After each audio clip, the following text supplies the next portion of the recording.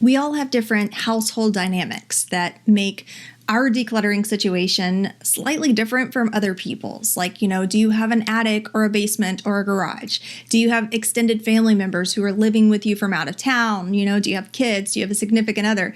There are just so many different nuances that vary from person to person when it comes to keeping a holistic clutter-free space inside of your home. But what is one thing that almost all of us have in common? One of these guys.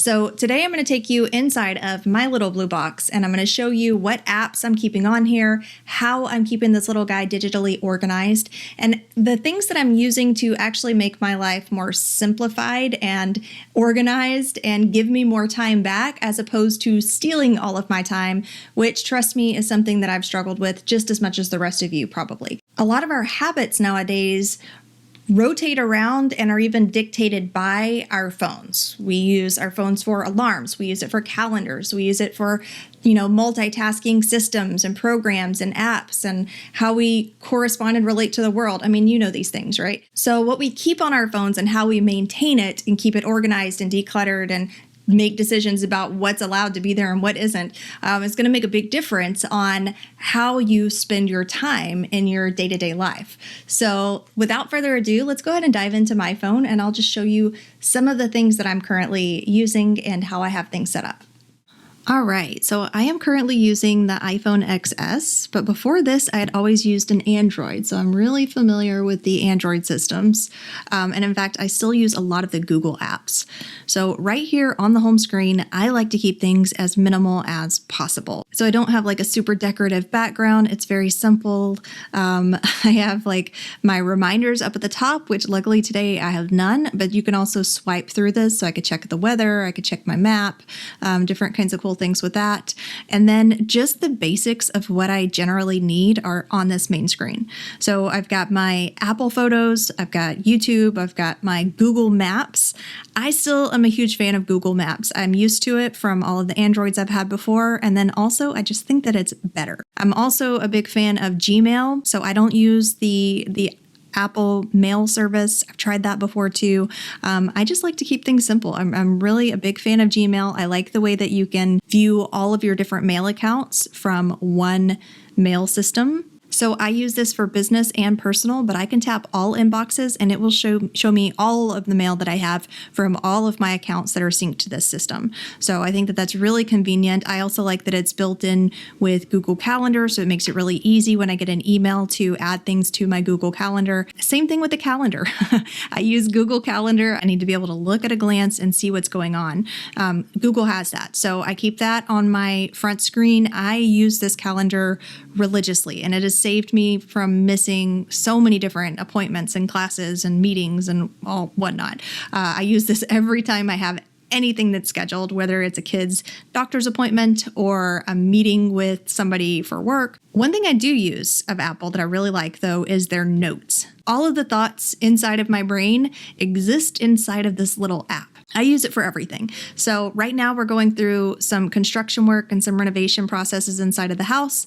So I have things for construction work, the breakdown of everything, numbers and all. I have a wedding coming up, so I have a honeymoon thing where I'm like pricing out different things for the honeymoon, to where I can come back to it later without having to forget. I'm always so worried that I'm going to forget some thought or some idea that I have while I'm out. So Notes is great. I use it all the time. Voxer is something that's fairly new for me. I just started using that when I got an assistant the past month or so. And so I use that to talk to her. And actually, it's pretty cool because it's kind of like a walkie-talkie type feature. You can use it like regular text messaging. But with this one, it does have a little bit of a walkie-talkie feature where you can hear in real time as you talk to each other. And it still has the ability to upload files and images and stuff like that. And then, of course, the clock. This I use all the time. All the time. In fact, if there's something that I really don't want to forget, I'll add an alarm reminder for it and put a note inside of the alarm for whatever the thing is. I like the iPhone alarm in particular because they have this option to set a sleep-wake cycle. And so that is pretty cool. You can set it for how many hours you want to sleep each night. So I've got it set for 8 hours. And then you just, put down what time you want to wake up. and then it'll give you a reminder at bedtime. And then it has cooler alarms. Like I can't find these same alarms in the regular alarms. It's only in this one special alarm. And it, for me, I use this early riser. And so it starts off quiet and then it gets louder and kind of eases me into being awake because I'm not a morning person. So I don't spend all day long on YouTube. I have a couple of YouTubers that I watch, but generally I'm either just checking my own account to see if I need to respond to any comments or questions, and then also to listen to music while I'm doing other things for work.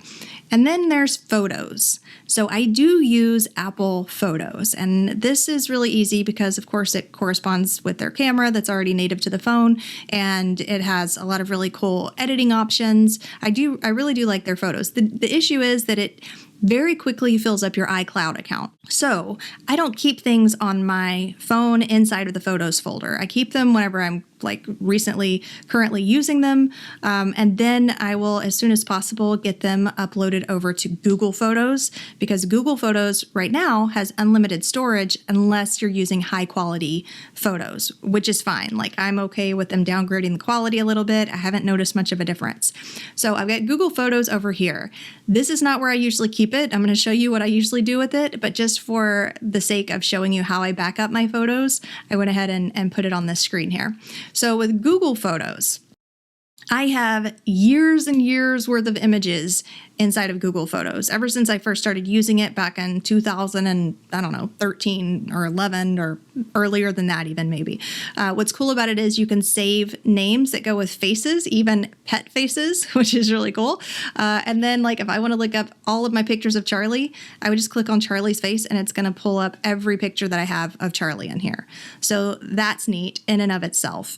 And I haven't found any other photo management system that's quite as great as their search feature that they have here with Google. For example, we recently went to a goat farm, and I bet anything, if I type goat in here, it's going to be able to pull up all of the goats, all the videos, all the pictures that we took of the goat farm, just like that. I have searched for things that I'm just shocked that it's able to bring up. Now, the way that you back things up is that you would click on your face over there and you would go down to, usually if it's not done backing up your phone, then it'll say backing up and it'll have the little wheel spinning. Because I recently did this, it says backup complete, so it's already been backed up.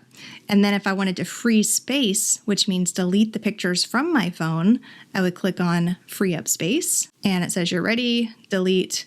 Looks like there's one item that could be deleted right now because, again, I recently did this. It is not uncommon for me to go in here and see that there are like 50 or 60 or 100 images that are ready to be backed up and deleted from my phone. But I would just click delete one item and I would click delete. And it goes through its little process of freeing up space, which will probably be pretty quick since there's just one. And then that's it. It says you're almost done. It tells you the next steps of how you need to finish the delete process. So that's my Google Photos. So back over here on Apple Photos, I would click that. I would go to my albums and scroll down to where it says recently deleted. This is where all of those photos that are now safely backed up onto Google Photos and that I've approved to be deleted, they're all going to be down here under recently deleted. So I would just tap that. I would tap select. And then you would just click delete. Now, I don't usually keep this Google Photos on its own page over here. I just did this so that I could show you how I remove things. Whenever you download something, it'll automatically download it to one of the blank spots on the screen. So instead of doing that, I hold it down, I'll click remove app, and then instead of hitting delete app, I'll just go to remove from home screen. So now all I have is the few apps that I like to use there on the home screen, and then my categories of apps that are automatically categorized by Apple. So let's go ahead and take a look at just some of the categories they have here. They have the suggestions of things I use frequently or most recently. They have the recently added things that I've downloaded. And then we have the productivity and finance. If you have any kind of business tasks, whether it is graphics, writing, editing, any kinds of little tasks that you don't have to do yourself, I am a huge fan of delegating things that I don't have to do myself. And Upwork has been a great place for me to find help with some of those different areas. I've hired people to help editing videos when I get behind. And then I also really like this focus keeper. If you've ever heard of the Pomodoro method, it's a very popular method of helping you to stay really focused. And what it does is it puts 25 minutes of focus time on the timer, and then it'll notify you when those 25 minutes is up and give you a timer for a short break. Usually it's 5 minutes, but you can adjust that if you want to. Automatically, it comes with this little annoying ticking feature in the background. I don't know if that's supposed to help you to refocus, but I don't like it, so I turned it off. But when you first download it, it will have this like tick, tick, tick, and that can be turned off. And then you just would be able to, after the focus time goes, then it starts your break timer, and then it gives you a nice little alarm after that. This has been proven to really increase productivity and focus, and also just to keep you from sitting in that same curved up position all day long, hovering over your phone or hovering over your laptop or whatever it is you're working on. Sometimes I find myself doing that and my back is just killing me when I'm done. So this really helps me to be mindful of all of that. And then I use Greenlight, which I'll leave a card up here for that. This is what I use to track the chores and allowances for my kids. So I manually entered in all of the chores that I want them to do and how much money each one is worth. And this has been really great. This has worked wonderful for us for getting them to stay on top of their chores themselves, help out around the house, and also to, become money smart and learn how to earn the money that they get instead of me just handing them money every week, which I'm not a fan of. So there's that. Mint is wonderful. If you don't have Mint, I totally recommend Mint. They'll break all of your finances down by category, by location. It's really just great to see exactly where you're spending, how you're spending, what's happening with your money. And it shows you these graphs and charts and all of that. Zoom and everybody should have Venmo at this point, because Venmo is like the easiest way to send somebody money without having to actually wire money. And it's free. It's free for both parties. So if you're not on the Venmo bandwagon yet, then I definitely recommend that. The only other thing I would point out as far as productivity apps that I have is this speaking email. Sometimes when I'm driving and I don't want to wait till I get home to read my emails, or I'm bored, or maybe I just don't want to read emails because I'm tired of reading all day. So I'll put on this speaking email. Now she has a little bit of a robotic voice, so if you can get past that, then it's good. And she'll just read through all of my emails. I have mine with an Australian accent because I really enjoy the way that sounds. I used to keep all of my social apps on the main screen, my Pinterest, my Instagram, my Facebook Messenger, all of that stuff. I don't do that anymore because I found that my fingers were automatically going and tapping that Instagram button every time I turned my phone on. It was like a habit. And I would get there and not even know what I was doing there and have, I would leave the app, right? But it was annoying to me. So I moved all of my social apps back into their social folder where I can just see them whenever I intentionally am wanting to use them or look at them. And I love SwiftKey. This lets you swipe around on your keyboard instead of having to actually type out everything that you're wanting to type.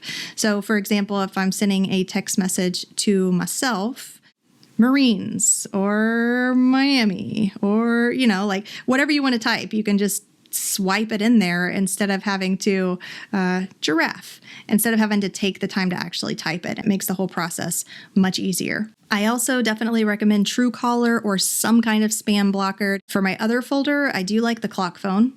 I've used that just a couple of times when I just want to be able to look at the time at a glance on my phone. Then I'll click clock phone and it'll set up in this mode for me.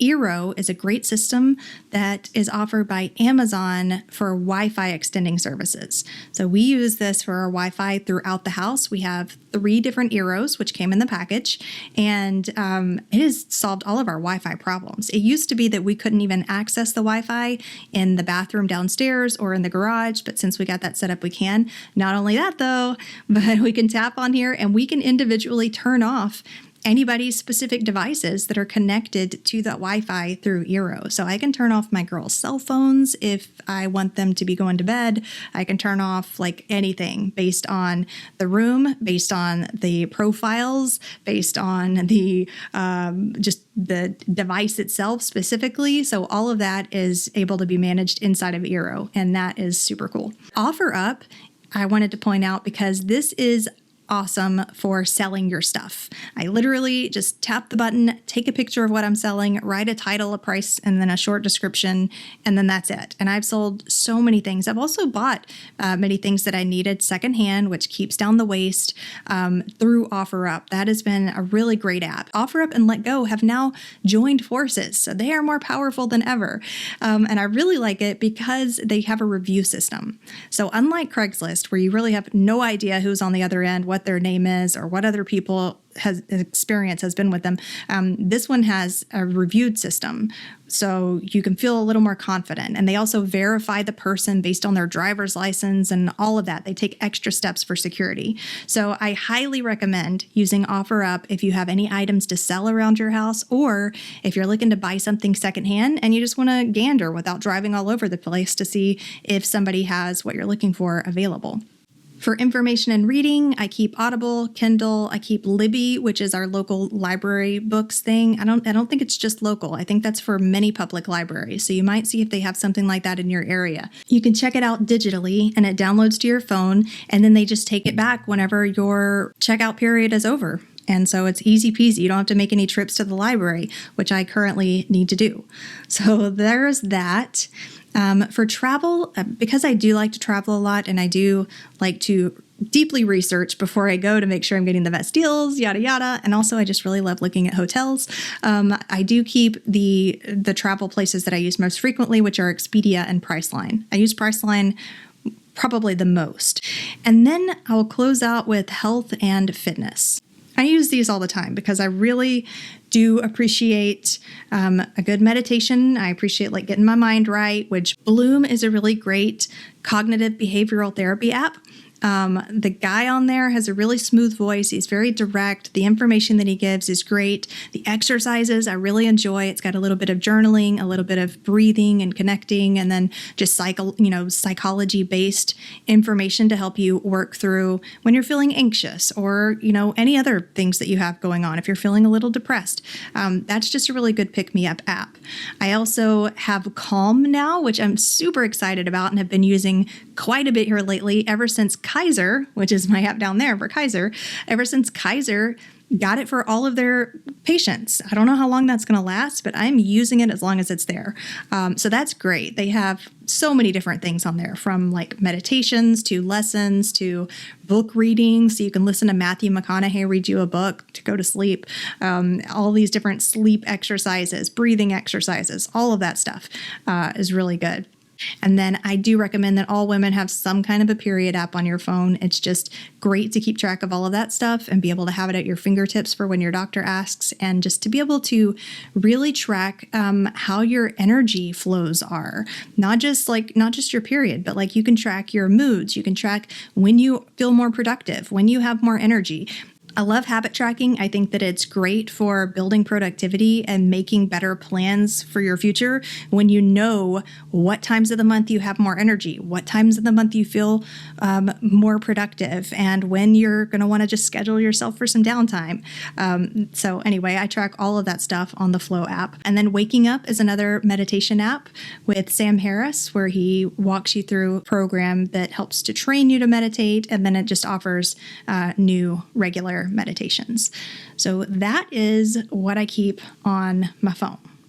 Hopefully this gave you some great ideas for how to organize your phone and the apps on it, and, just ideas of how to use your phone to help keep you reminded and productive and doing things that make you feel good and make you feel calm. I would love to know, though, down in the comments, if there are any apps that I'm really missing out on that you're like, Mia, you've got to get this. I'm always looking for things to up my game, so be sure to let me know in the comments what you're loving right now. And if you have kids, then I definitely recommend you check out this Greenlight app video that I did, where I share exactly how we use this app to encourage our kids to help keep up around the house, how we put all of their allowances and chores inside of this one app, so it was a one and done thing, and also how it's helped them to become more fiscally responsible and learn how to manage money. I'll catch you next week.